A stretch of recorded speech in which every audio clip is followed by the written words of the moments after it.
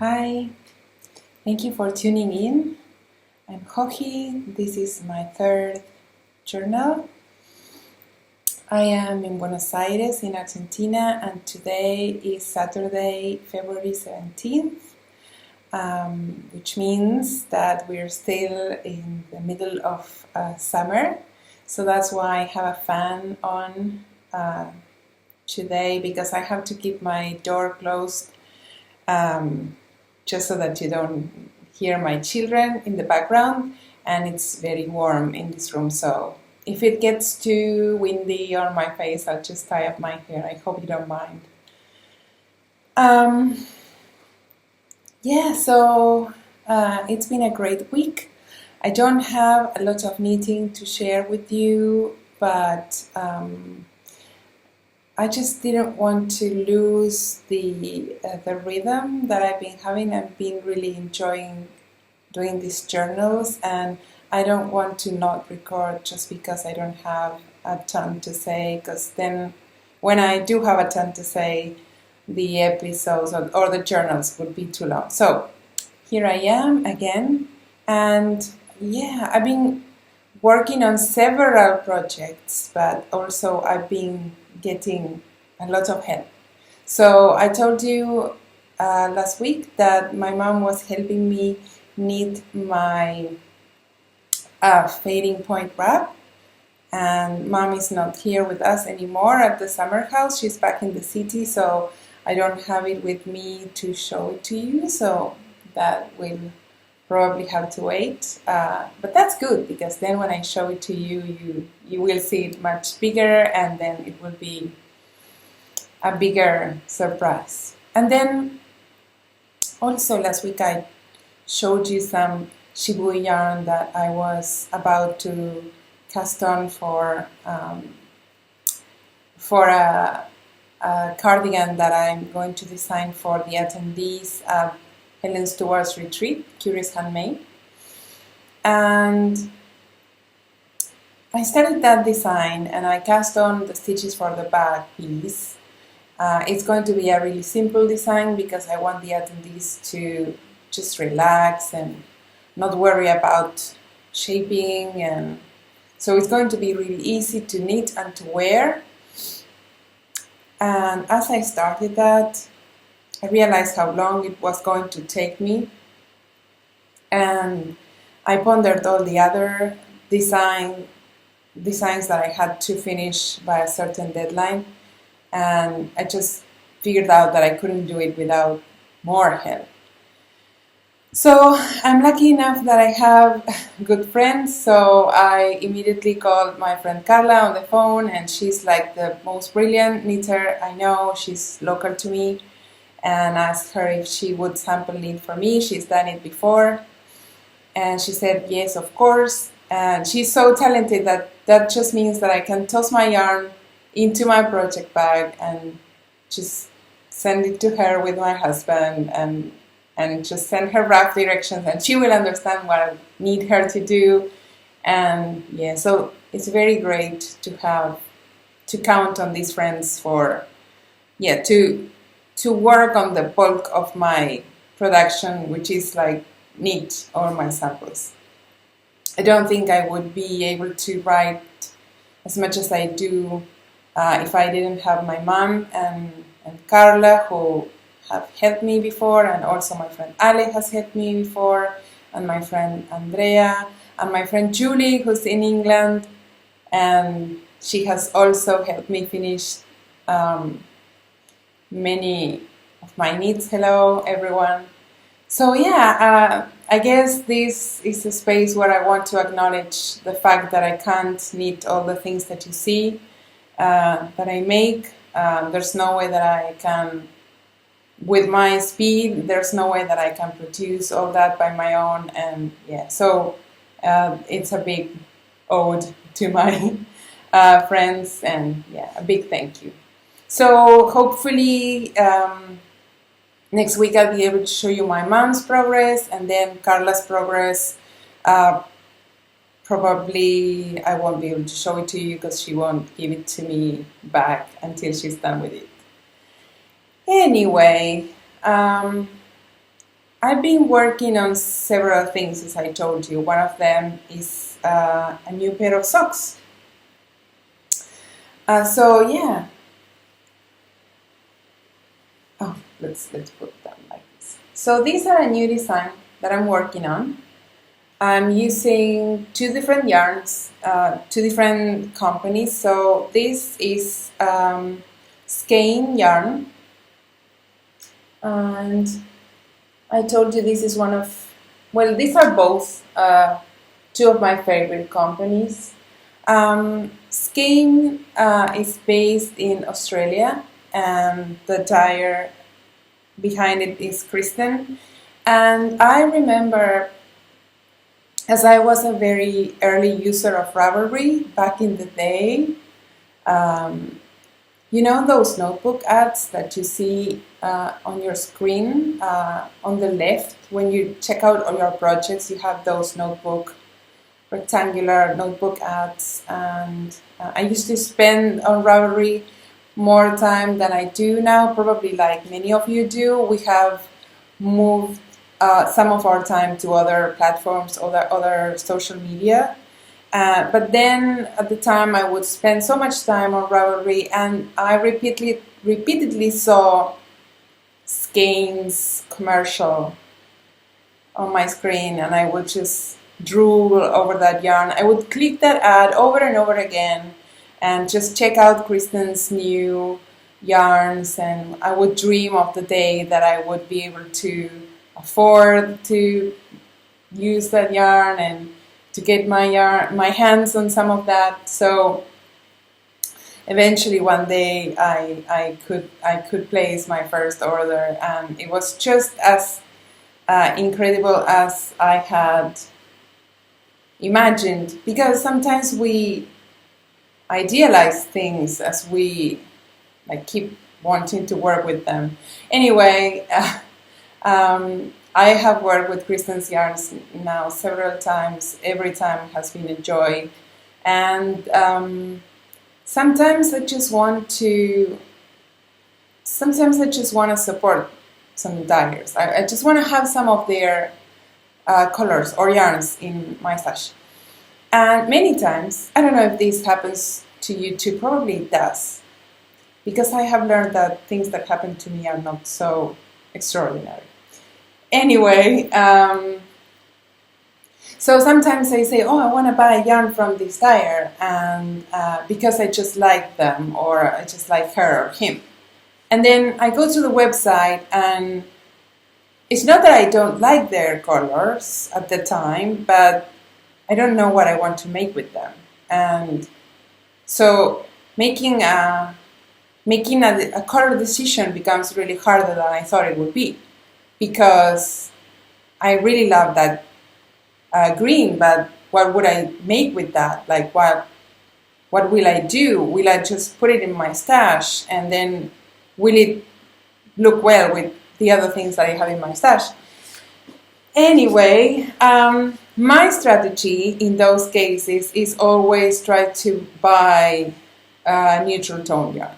So especially white. I have found that whenever I buy a white or almost white skein, or like off-white or really, really pale gray, it's something that I need to complete like a color scheme in a multicolor design, or maybe add a stripe or a contrasting bind off. So white is always a yarn that I don't think of buying. When I look at the dyer's colors, I always think, okay, I should probably also showcase the dyer's abilities for color, but then I really enjoy having these almost white skeins in my stash, because I really like to design with it, or to knit with it, and to wear it.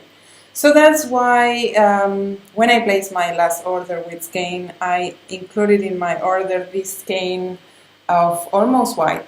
And it's not undyed, it's dyed in the most subtle way. And I only realized that it had, well, it's really blown up, so you won't see it here, but this cream color has very subtle shades. that there's no way that my computer camera can pick up. So yeah, that's the story behind why I bought a white skein from Skein. And I love it. I loved working with this base. It's called Shimmer. It has some stellina. There you can see, very, very subtly sparkled. And yeah, so I was going to work some stripes. My contrasting yarn is from Miss Babs, and I'll tell you the story about this yarn later. So it's Yummy 2-ply in the Lycan colorway. So I was going to do stripes, and then I was going to add a small band with a easy sort of flowery lace pattern. And then yesterday I was watching TV and I just switched back to striping, and I was going to add some more stripes here, and then I was going to do the heel and the toe in white, because this is the yarn that has some nylon content, and the Yummy from Miss Babs is just 100% merino. But two things happened. First, my hands decided that even though this yarn is 100% merino, it's definitely sturdy and it feels really, really hard wearing. I don't think that I can really wear through this heel. I don't know if it has to do with the way it's plied, but it's definitely a good yarn for socks, even though it doesn't have any nylon. I wouldn't be concerned about it like getting holes of any kind. So first I decided that it wouldn't matter if the heels and the toe were made in this color. But then when I added the second band of stripes here below, it just looked really bad. I uploaded yesterday night a photo of my progress with some of the stripes, and I continue. I added like this length of stripes, and it just made the lace look wrong. It's just, you couldn't really appreciate the lace work. It looked like a band. So I decided that I liked this idea better. I decided that the transition white stripes gray was actually much classier than the stripes again. So what I did is I did my heel flap, and then I'm changing from the lace to this subtle pearl pattern. It's like a very tiny texture there, and then what I'm probably going to do is I'm going to add some white. I'm going to color block the rest of the foot. So the rest of the foot is going to be like half white, half gray. And I think that's going to look much better than my initial idea. I hope you guys like this. I'm really, really enjoying them. The stripes went so quickly, and I'm already dreaming of casting on a second pair and combining different colors, like the darker on top and the lighter in the bottom. It's just really, really easy to work. The stripes go so quickly. It's just one more round, and I'll get to change my color. And then the lace is really, really easy. It's just an 8-stitch repeat, and it's really romantic. I just love them. They remind me of my 3-color cashmere designs.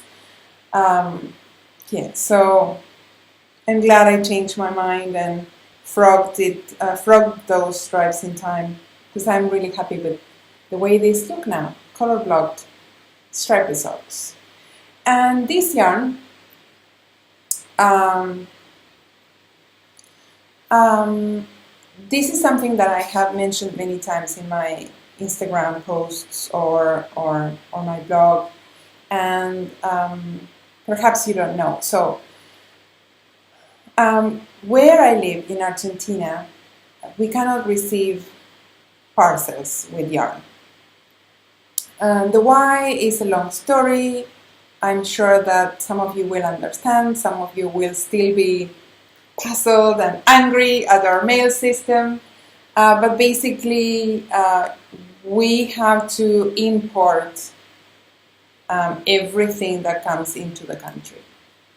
We have only 2 parcels allowed per year, and even those parcels, when they come in, you get a notification from the post office and you have to go through a lot of formal paperwork. It's not just going to the customs office and paying for the custom fees. You have to go through all the paperwork involved in importing that parcel, those 2 parcels that we are allowed per year. And it's very expensive and it's not reliable. Last year I contributed to a magazine and they sent me a contributor's copy. And even though, I don't know if you know this, but books and magazines are free of customs, they don't pay customs.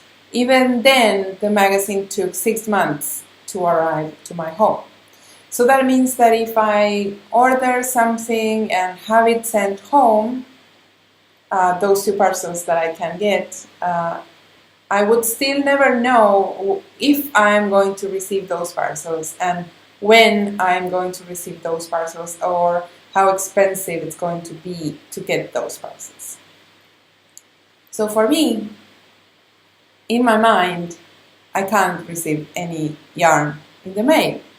So all the yarn that I work with is brought in a suitcase. Either I usually get it when I go out for teaching or on holidays. There's always a friend who can hold a parcel for me, and that yarn will be waiting for me when I get there. So I usually bring lots of space in my suitcase to bring yarn home, and that also means that I have to be very organized. I need to know in advance all the yarns that I might need for the rest of the year, and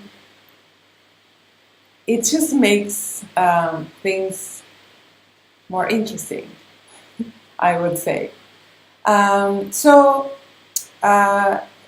Last year I was going to work on a collaboration with Miss Babs, or the year before that, and she sent me this gradient set that I had to use, and also she didn't know which color I want. I needed a main color and then a gradient set, and she didn't know what main color would be okay for me.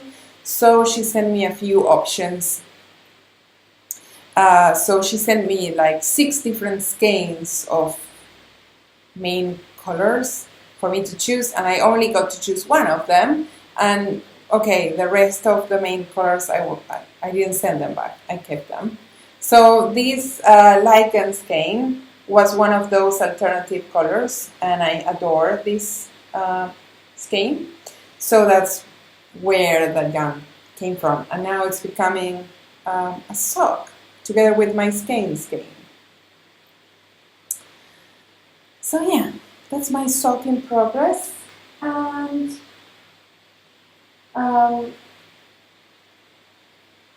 my other project that's been taking probably most of my time this week, it's a cardigan jacket that I'm designing for Laine Magazine. It's going to be published later this year. I don't really know when. And I'm enjoying it so much.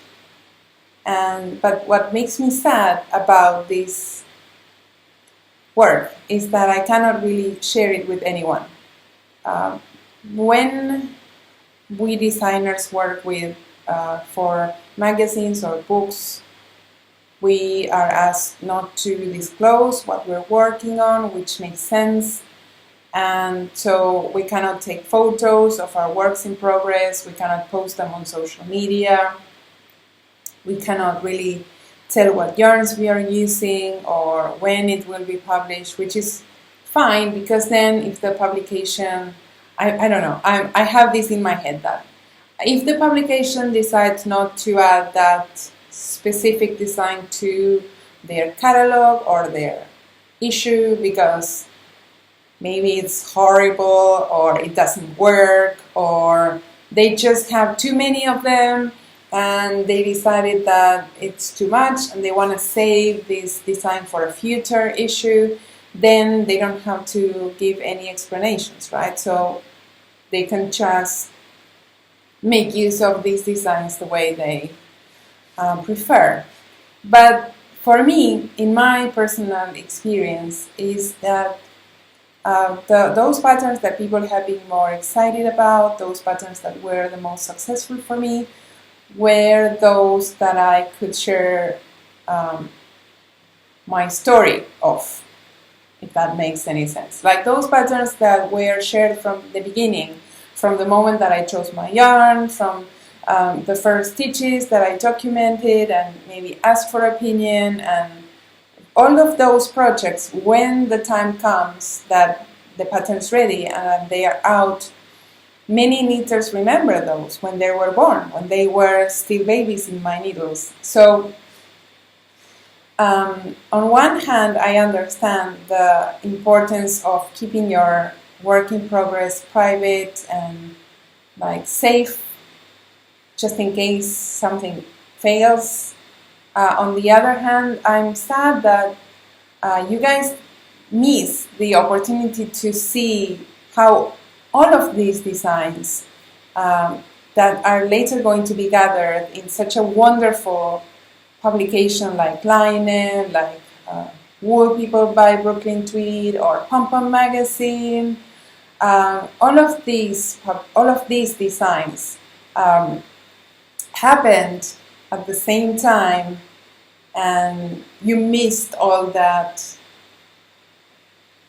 wonderful thing happening to get together then in this publication. I feel like for me each design takes so much of my heart, and for real, and like when it goes out in these books and magazines, it's just a finished product.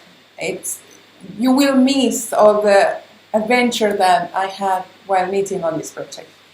Anyway, I'm enjoying the Laine jacket so much and I'm so proud of it, and I hope you guys remember this journal when you see it next year. No, not next year, but like in 6 months. Because I want to show you and I can't. And then, so basically I've been knitting like crazy for the whole week. Yes, and it got to a point where even though I love it, last night I really hated it. I really needed to start something new. I showed you a couple of weeks ago, I want to start a new design using this Walk Collection yarn, but that's not going to happen yet because I want to make something cable. I did a call for ideas on Instagram, and we all decided that a long open cardigan is the best for this, and I want to add cables to that, so my brain needs to be clear. So that's going to wait. And last night I was like, no, I need something new. It's Friday night, I need to celebrate, I need to cast on something wonderful, please, something easy. And then I just gave up and cast on a new shawl that I'm working on. It's over here. It's on my, these are my Knit Picks Nova Platina straights, also in the 16-inch or 40 centimeters. I don't think these are being made anymore, sadly, because they are very good two things happened to me with these needles. First is this wooden tip breaks. These are both in one piece, but it has broken in my other pairs. So what I did is when that happens, I usually ask my husband to put on a Lego block. Those, the one by one, you know, the single ones, they just fit just right. So we put a Lego with the glue gun, and yeah. And I can use my needle gauge to know what the size is, because these are not engraved. And yeah, and the second observation that I have is that if you knit like me and you put your needle under your armpit and you knit in a hot weather like I do, these cause my armpit skin to be a bit sensitive. Sorry if that is too much information, but yeah, so sometimes I realize I have an itchy armpit, and it's because I've been knitting with these for a while, so probably the nickel pleating in these shouldn't rub against sensitive skin or something like that. Anyway, this is so wonderful. I am using, I have two skeins, so it's going to be a bigger shawl. I'm using this one. I am using sweet fiber, sweet merino Lite, in the, well, you write it, you spell it B-R-U-I-N, so it could be either Bruin or Brown. And I'm gonna call it Brown, just because it's brown. And this yarn, I visited Canada for the first time last year, back in March, and I wanted to get some yarn from Canadian dyers in the area, and I knew that Lisa from Sweet Fiber is based in Vancouver area. So I contacted her to see if I could do a custom order, because she was moving studio and she was not, her shop was closed at the time, so she was wonderful and she did dye custom order for me, but also she suggested that we would pick it up at her mother's yarn store called 88 Stitches, which if you are in the Vancouver area, you should definitely visit because it's beautiful. So we were driving from Seattle, Washington into Canada, which was also a great adventure with knitting friends. We crossed into Canada, and the first stop we make is in this yarn store. Yeah, so we met everyone at the store. Melissa was there with some of her fabulous yarns, and we got to shop and visit, and best memories of that day. And so yeah, I brought home some of her amazing yarn, and now these two will become a new shawl. So far it's very simple. It's a triangle and it has garter stitch and some twisted ribbing, which I love. The thing that I love about twisted ribbing for shawls is that, okay, I know it's fiddly for many people to work on. I don't find it so bad, but I know some people really hate it. But what I like is that when you block the shawl, see, when you pull the fabric, the stitches, instead of getting bigger, they get smaller, right? So that's the beauty of twisted ribbing. See how my garter stitches, when I pull the fabric, they become larger, but the twisted ribbing stitches become smaller, tighter. So when I block my shawls, if I use twisted ribbing, then the fabric becomes lacy and it looks like more airy than regular ribbing, because you can see all the air in between these strands. So I'm going to alternate bands of garter stitch and bands of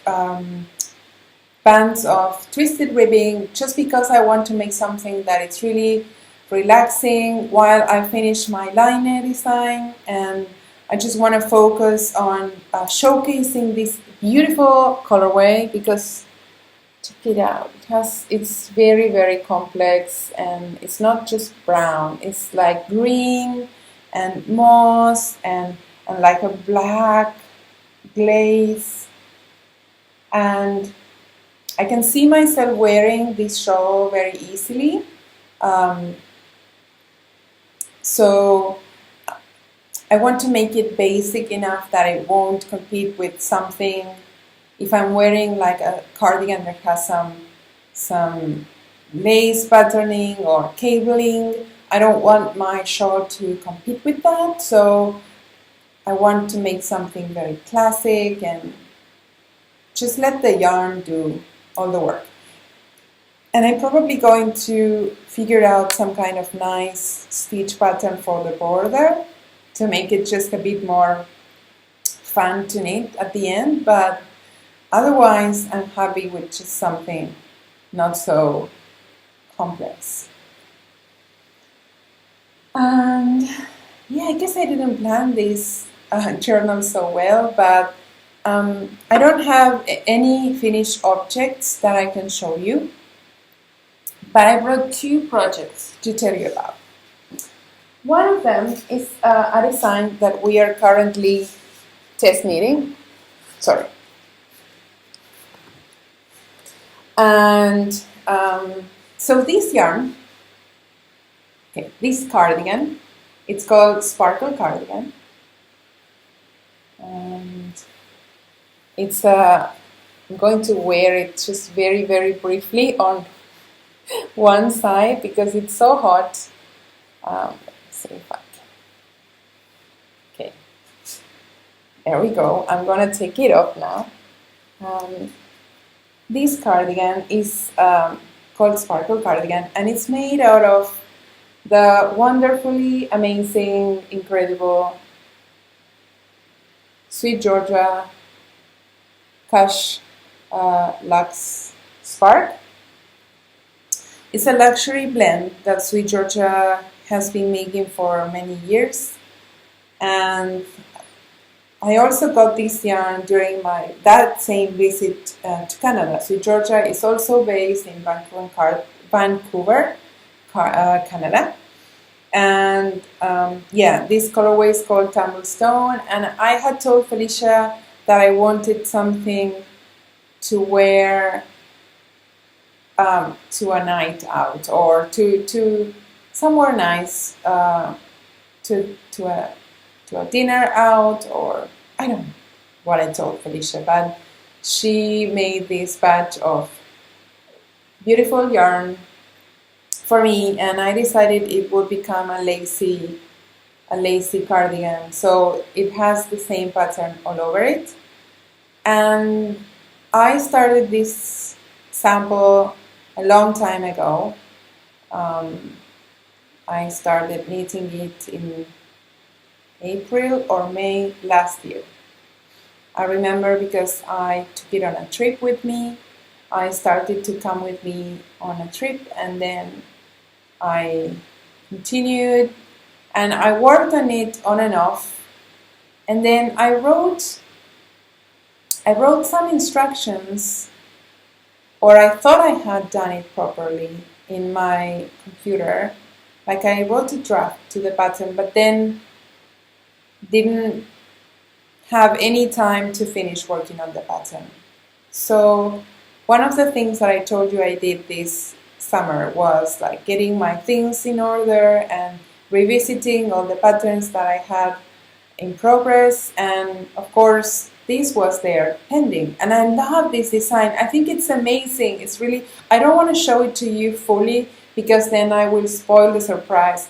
And you guys, it's really a basic staple that I'm going to wear every day. But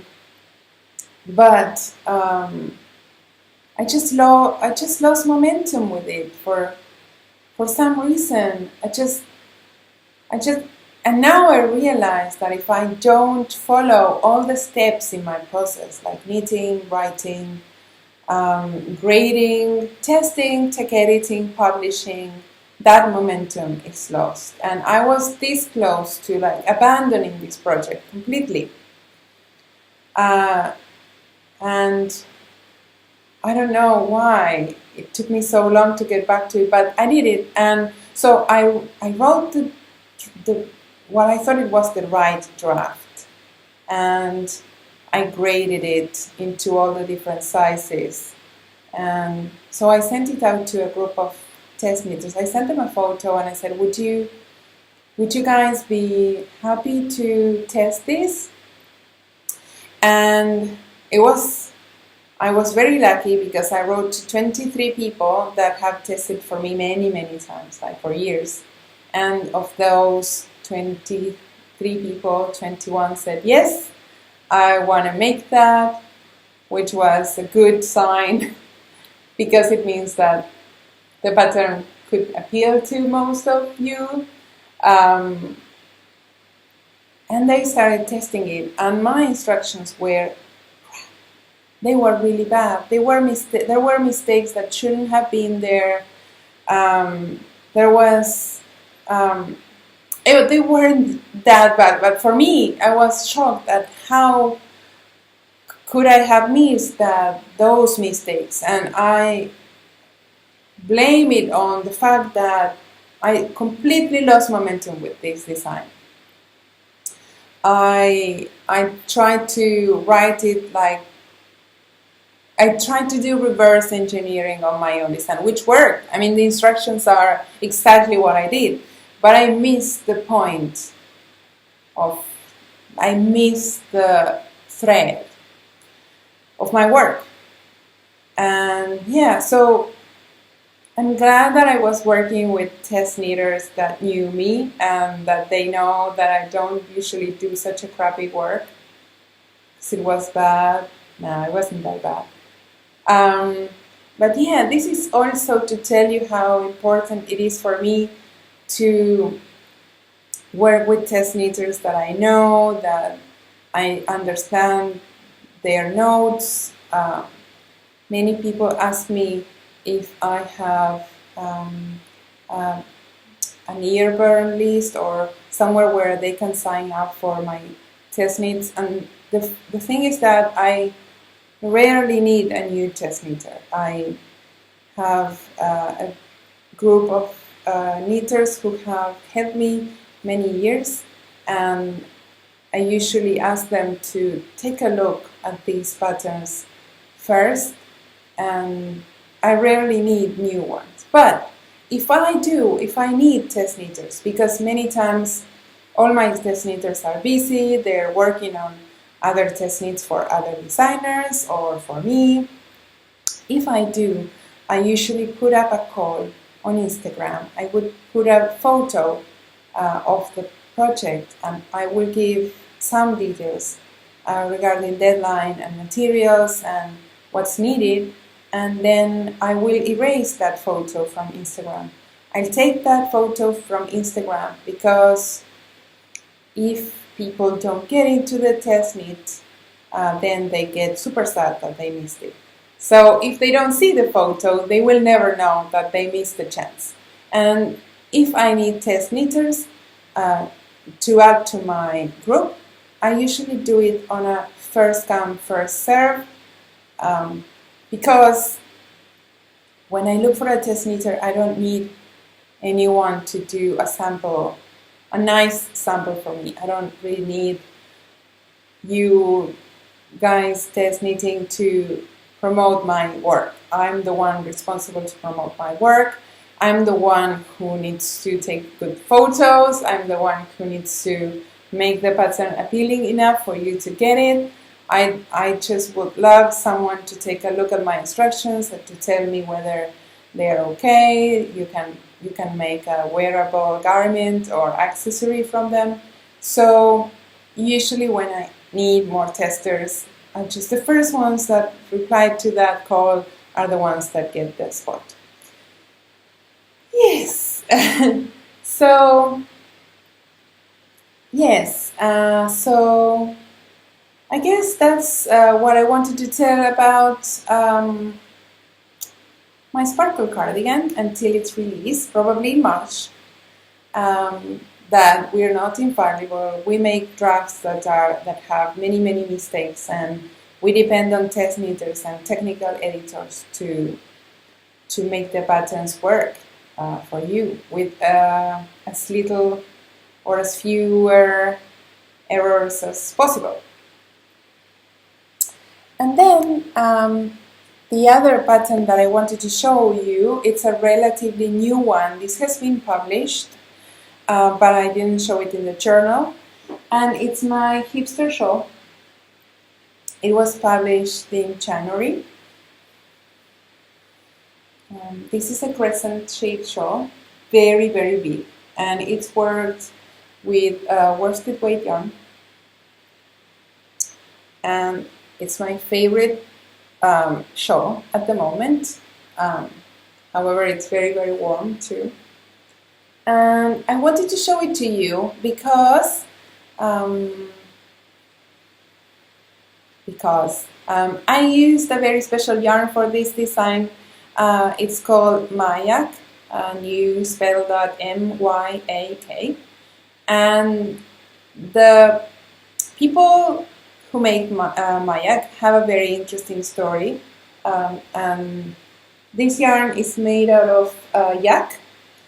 And these yak or yaks are herded by nomads in the Tibet, and it's really fascinating to read. They have a really cool website. I don't want this to be an advertisement for this yarn, so if you want, you can go and read it. It's really interesting and amazing to see how Myak has found a way for nomads to keep their traditions and keep their livelihood by herding this yak. So I invite you to come and read that. I will include a link in the show notes. But also, Myak is going to be this weekend at Stitches West in California. I think it's next weekend, so that would be February 23 and 24, 2019. And they will bring kits with my Hipster shawl, so you can buy the required yarn and the pattern there if you want. Or you can go just check out their yarn because it's really nice. Yeah. So that would be nice. And yeah, so I guess that's all for today. It's our last weekend here at the summer house, so it might be, I don't know where I'll record next time. I might come back here next weekend, but my kids are going back to school in just 4 days, and I am one of those moms who loves having her kids home. So I'm really sad thinking that our days, like my days of waking them up at noon and just cuddling and just walking around and spending all day just talking and chilling together will be over for another 10 months. And so, yeah, that's going to happen next week. They go back to school and I go back to a lot of work. So I will hopefully record one more time before I go to Texas for Hill Country Weavers Retreat. And yeah, so I'll see you next time. Thank you so much for watching, and bye.